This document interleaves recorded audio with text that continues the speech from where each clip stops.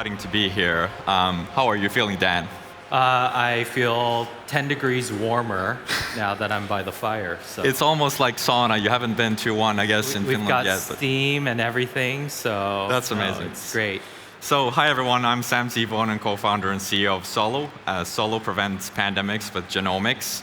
Today I get to talk to someone who's building what I think is one of the most ambitious biotech companies in the world at the moment. Dan Wee from Enveda's Chief Execution Officer at Enveda.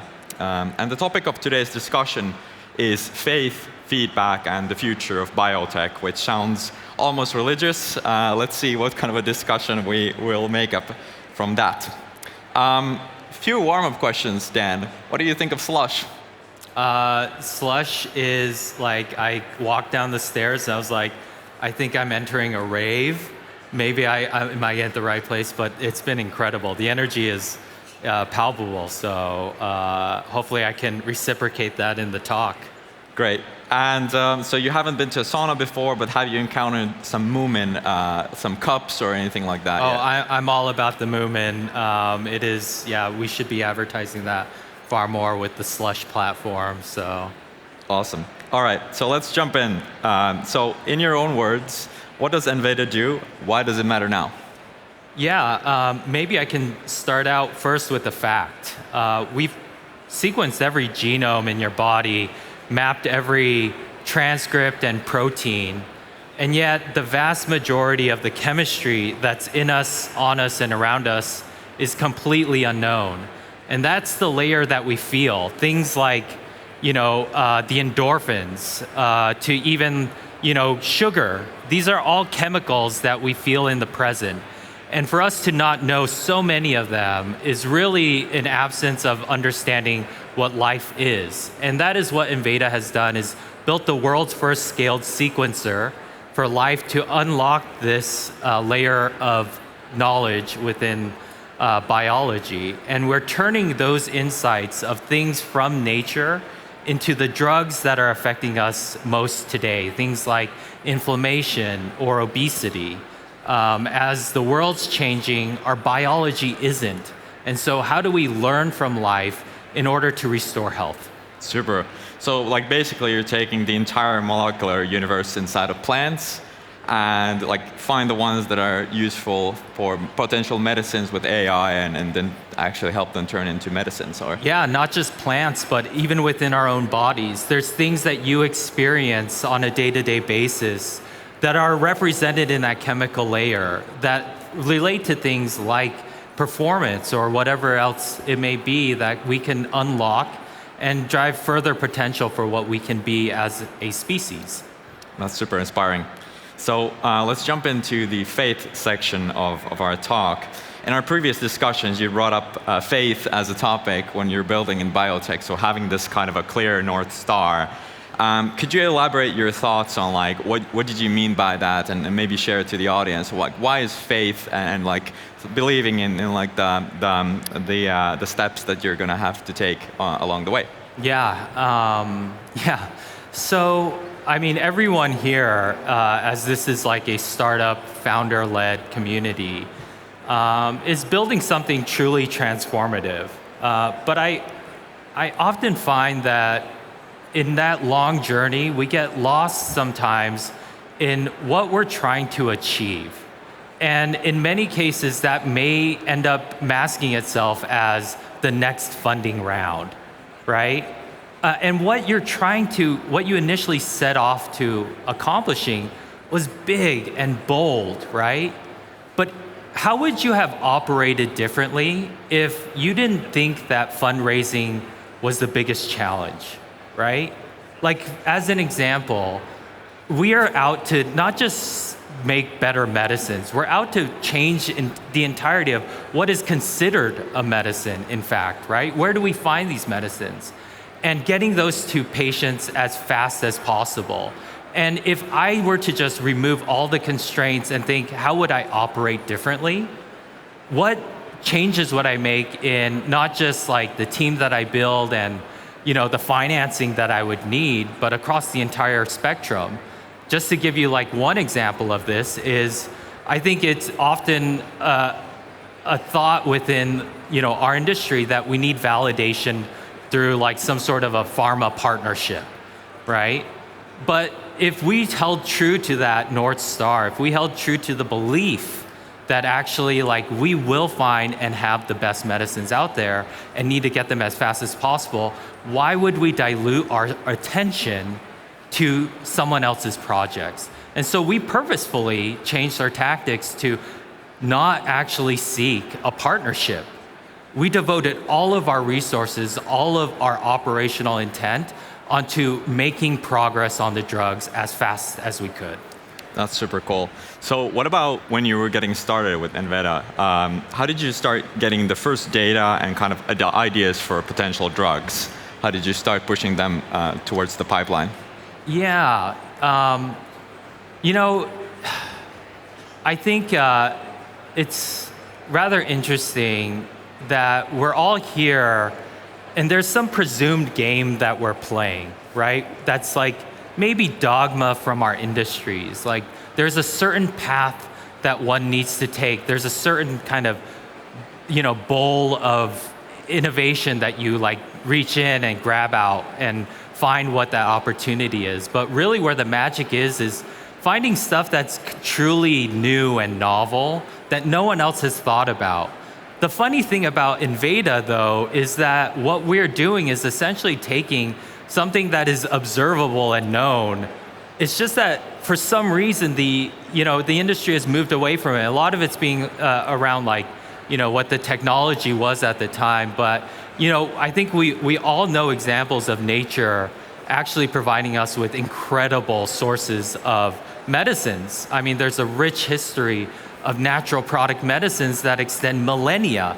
To give you an example, aspirin has been used for hundreds, if not thousands of years as the bark of the willow tree.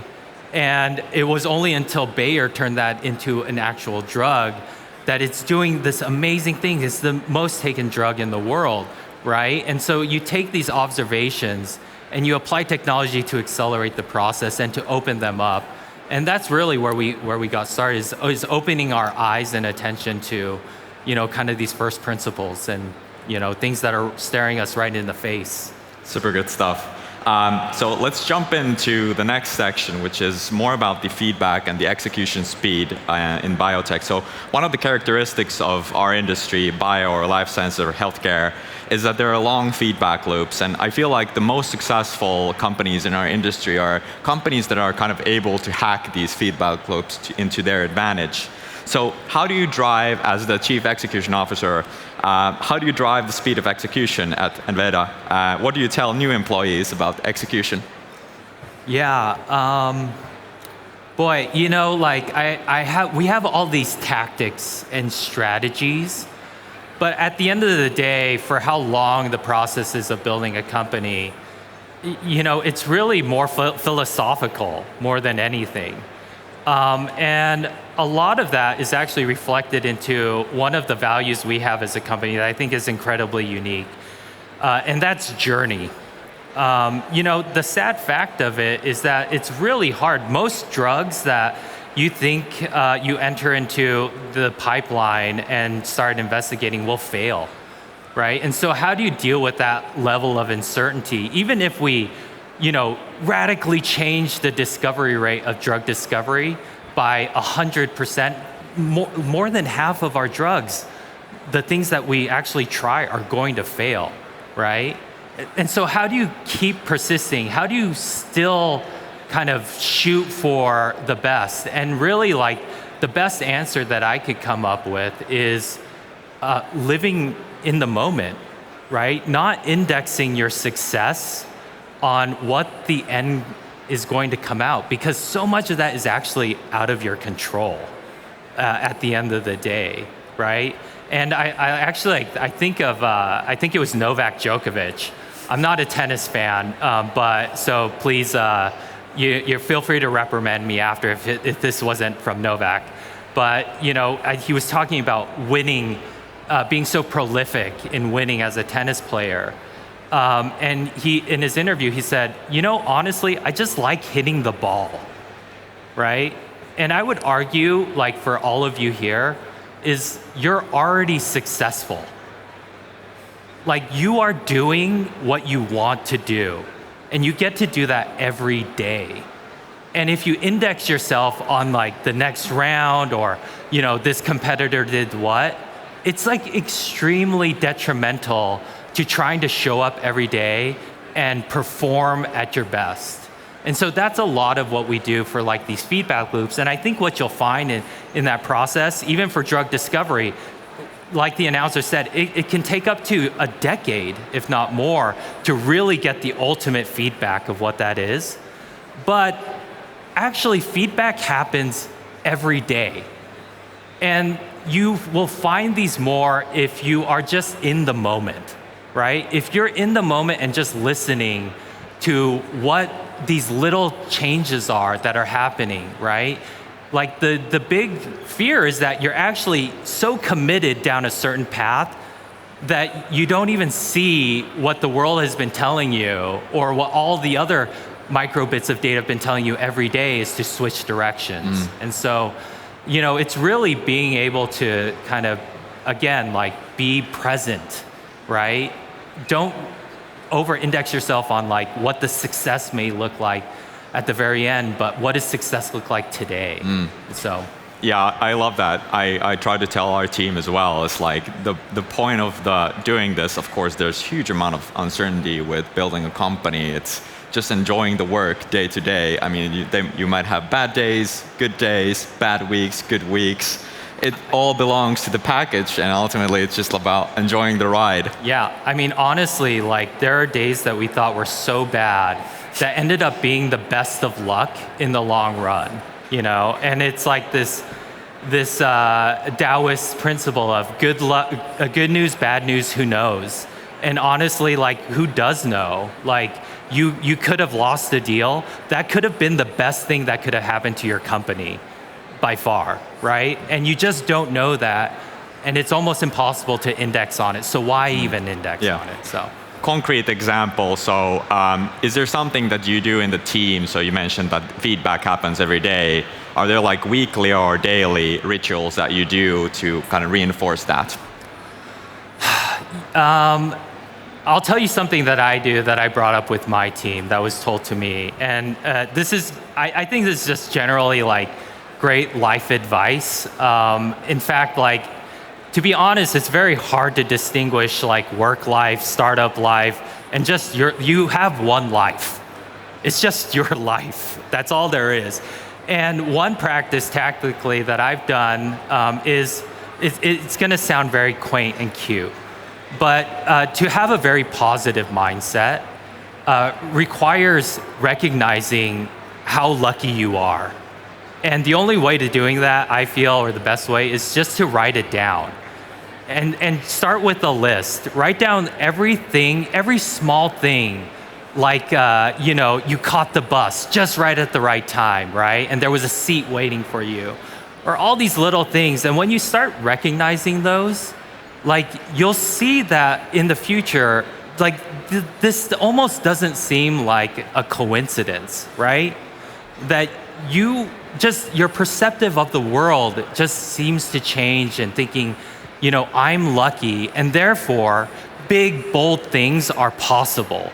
The stuff that like everyone is telling you like, oh, that may not be a thing, like all of a sudden you start thinking, hey, I can make this a thing. And the biggest struggle is probably you truly believing that you can make it happen, right? That's very much true. Yeah, I think ultimately it's like we're the biggest glass ceiling that we're setting to our company's success. Yeah. Let's talk about fundraising. So Enveda has raised 500 million in total in funding. That's quite a lot of money. Yeah. And of course, for a company that you're trying to build, you do need quite a bit of capital. But you've been really, really good at convincing investors to join you in a tough environment, I guess. And I guess we already chatted about like there's about this difficulty for biotech to kind of optimize for these milestone-based fundraising instead of real progress. So how did you, with your team, like how did you make sure that the capital strategy reinforces the long-term progress than is kind of distorting it? So I guess there's always these kind of external pressures that to set milestones that are not really hitting the company's trajectory. Yeah, especially like this is especially the case in biotech is that, if you're making a drug, you kind of have to engineer these milestones that somehow show progress in a certain way. But again, I think, making sure that you're really speaking towards what you started the company to do to begin with, which for us was delivering the best medicines to people as fast as we can, right? And never letting go of that and not actually conflating the goal of what we need to present to an investor with what we needed to do operationally to move to that as fast as we can. And so in doing so, like we organically ended up like just hitting milestones so much faster and increasing this, decreasing the time it takes to advance drugs through these kind of regulated traditional processes by knowing very clearly what we needed to end up with in the long term. And then along that side is finding people who also understand that. And that is probably one of the best things is like when you go out there and you're talking to investors, like you very quickly understand when the people are over-indexing on what that next milestone is. But to be honest, like it's rather difficult to base everything on where you are now. Because ultimately in this game of venture funding, you talk about valuation. Well, principally, here's what the math is for valuation. It's a number from today multiplied by a story about tomorrow. That's every company's valuation. And you are always going to be basing your valuation not on the data that you receive today, but where that takes you tomorrow. Right. So what about, like, let's play a game that, I guess the stage program as well is geared much towards early stage investors. How can an early stage founders, how can an early stage founder actually sit down with an investor and really determine that they're kind of understanding the long-term vision instead of setting these kind of external milestones for the company? Yeah, I mean, again, like the parallels to just everyday life. I would also just highly recommend these are people that are going to be embedded into your dream, into your company, and have such a meaningful stake in it that you also just probably better like them as a person in general if you're going to be spending so much time with them. But it needs to reciprocate as well, where it almost seems like seamless in the fact that like they share your vision, but also are backing you, right? Because honestly, there's so many twists and turns. The future is so unpredictable. But what you want is somebody who will be there with you, right? And there's a lot of people who just won't understand that. But there's a lot of capital out there. And it just takes a lot of meeting people, putting yourself out there, being incredibly generous, being incredibly open with what your dream is. And maybe also just not trying to speak towards this potential like algorithm that we think that people want to hear, things of like asymmetric downsides and, all of these things. Like the truth of the matter is if you have an incredible product, like the market cap really has no ceiling. So I'm gonna I hope my company won't reprimand me for this, but I do bring up Labubu's a lot, which has like very little importance, but very high value, right? And that's like in essence, somebody who sees that value in you, value in your company, right? Yeah. Is gonna just see through all of those, so. Quick question before we jump into the last section. So how have the fundraising, how has it become different over the rounds? So I guess the last round was 150 million, something like that, lifted you to a unicorn status. So how have they changed over the course of time? I guess you've proven yourself in a way, but how have they shifted? Yeah, I do think there's like a certain, again, like same thing. I was just talking to my Slush buddy about like, getting you into a good college. Like a lot of that isn't the education you receive, it's the title on your diploma, right? And there's this pool of saying like, okay, you bring in like well-known capital, and that brings in other well-known capital, but the well-known capital fundamentally becomes well-known by and large because, they're sophisticated, and being able to prove that every time. Again, going back to like, look, you're lucky today, but there's also this fallacy that at the other side of a fundraise is somehow life-changing or company-changing. Like, it's not. There's like, in some ways, there's no break to this because, like, really, where does the dream end, right? Does the dream end like once you've commercialized? Does the dream end after you raise a certain amount of money? I mean, ultimately, if the point is to enjoy the daily work, there's no, like, it's an infinite game. So fundraising doesn't change the nature of the company or building. Exactly. And so when you go and approach investors, it's really, no matter what stage you're at, seed to D, like it's that same hunger, that same drive, the same arguments that you made about what the future can hold from there that you present, and you have a lot more credibility, sure. But the fundamentals are simply like, you are today as hungry as you were before. Absolutely. All right, last section about future. So healthcare is one of the biggest markets in the world. But there's no $1 trillion companies in this industry. Maybe Eli Lilly is close. We might be. Yeah. Actually, I haven't checked the market cap today. We'll we were looking at it yesterday. Hours, So it might be there. But anyway, why is there no Enveda of the life sciences or biotech? Yeah, it is a huge question. Like, many of the people here in tech and like even like semiconductors, healthcare is a multi-trillion-dollar industry. We spend more on healthcare than we do just about any other industry, including real estate. So why isn't there a company out there? Well, I think you're starting to see that shift with groups like Eli Lilly, and what's really driving that is obesity. Their GLP-1 drugs that have come out. And what's interesting is, on the contrary to Labubus, which have very little importance but very high value, it's hard to ascribe the same thing to pharmaceuticals, where you have extreme importance, right? But very little value, right? And drugs like the GLP-1s are maybe somewhat shifting that, where you're seeing people see that value and drive towards that.